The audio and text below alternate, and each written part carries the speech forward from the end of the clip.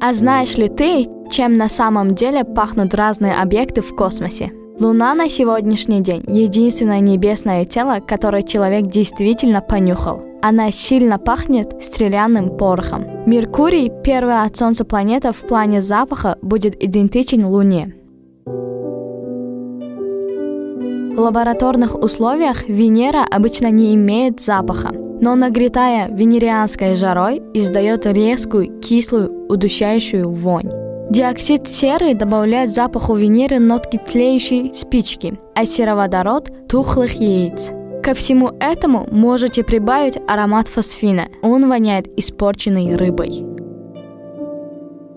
У Марса очень тонкая атмосфера, и запахов в ней практически не учуять. Но если принюхаться, можно ощутить едкий аромат серы со сладковатыми нотами примерно от сгоревшей спички и вездесущий сероводород с его шлейфом тухлых яиц. Кроме того, пыль Марса содержит окисленное железо и поэтому имеет привкус и запах ржавчины.